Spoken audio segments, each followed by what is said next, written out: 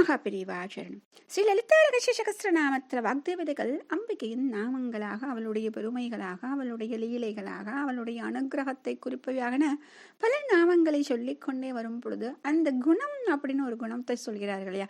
ஏனென்றால் அவள் நிர்குண பரபிரம்மமாக இருக்கிறார். அந்த நிர்குணம் அப்படின்னு சொல்வதற்கு எதை சொல்லி நமக்கு புரிய வைப்பது அப்படின்னு இருக்கும் இல்லையா. நிறைய சொல்லிக்கொண்டே வருகிறார்கள். இன்னும் ஒரு முறை அந்த நிர்குணத்தை பற்றி சொல்லக்கூடிய ஒரு நாமம். ஓம் விரஜசே நமஹ. ஓம் விரஜசே நமஹ. அதாவது இங்க சொல்லக்கூடியது விரஜா அப்படின்னு சொல்றது. ரஜா அது தனியா பிரிச்சா வி அப்படின்னு ஒரு வார்த்தை சேர்க்கிறது. ரஜோ குணம் அப்படின்னு நம்ம சொல்றோம். 3 வகை குணங்கள் சொல்றோம் இல்லையா. சத்வகுணம், ரஜோகுணம், தமோகுணம் அப்படின்னு சொல்லிட்டு இந்த ரஜோ குணத்திற்கு ஒரு விசேஷம். அதாவது இது என்ன பண்ணும் அப்படின்னா நிச்சயம் நமக்கு பண்ணும். அதாவது வேறுபாடுபடுத்தி காண்பிக்க கூடியது. ஏனென்றால் நம்முடைய புத்தியில் சதா இந்த வேறுபாடுகள் இருந்து கொண்டே இருக்கும்.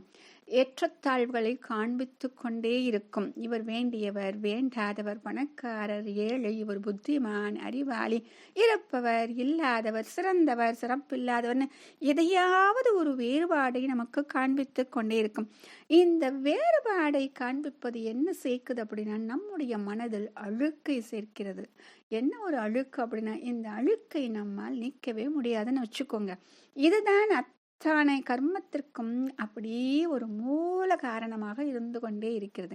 ஒரு காரியத்தை நாம் செய்ய தொடங்கும் பொழுது இந்த வேறுபாடு நம்முடைய மனதுக்குள் இருக்கு கொண்டே இருப்பதால் என்ன பண்றோம் அப்படின்னா அந்த காரியத்தை நடுநிலையில் இருந்து கொண்டு நம்மால் செய்ய முடிவதில்லை. நாம் நினைக்கிறோம் அந்த காரியத்தை சிறப்பாக செய்தோம் என்று. ஆனால் அதே காரியத்தை நடுநிலையில் இருந்து கொண்டு செய்தால் அந்த காரியமே மிக மிக மிக சிறப்பாக இருந்திருக்கும். இந்த லோகத்திற்கே உபயோகமாக இருந்திருக்கும். அப்படிப்பட்ட இந்த ரஜோகுணம் யாரிடம் இல்லை என்றால் அம்பிகையிடம் இல்லை. இந்த மாசு அவளிடம் இல்லை. அதனால தான் அவளுக்கு அந்த விரஜா அப்படின்னு சொல்றாங்க. இதை நாராயண உபனிஷத்துல சொல்லும் பொழுது இந்த விரஜா ஹோமம் அப்படின்னே ஒன்று இருக்குன்னு சொல்றாங்க.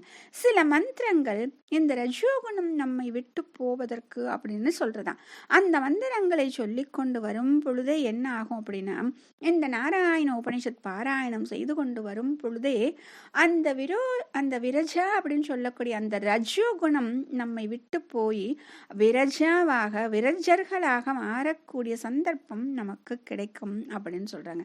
அடுத்ததாக முக்கியமாக சந்நியாசம் எடுத்துக்கொள்ளும் பொழுது இந்த ஹோமம் செய்வாங்களா கடைசியா செய்யக்கூடிய அக்னி காரியம் அப்படின்னு சொல்றாங்க.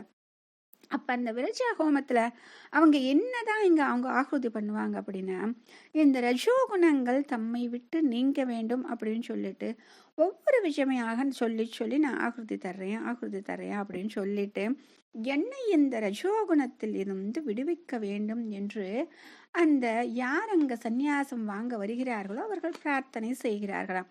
முக்கியமாக பஞ்ச பிராணங்கள் அப்படின்னு சொல்றோம் இல்லையா. அதற்குரிய முக்கிய சக்தியாக மூலமாக இருக்கக்கூடிய விஷயங்கள் சுத்தி ஆகட்டும் அப்படின்னு சொல்லி பிரார்த்தனை பண்றாங்க. அப்படி சுத்தி ஆகும் பொழுது அங்க ஆத்ம ஜோதி சுரூபமாக இருக்கக்கூடிய நான் விரஜனாக ஆகட்டும் அப்படின்னு சொல்லி அங்க பிரார்த்தனை செய்கிறார்கள். மகாபிரியவா சரணம்.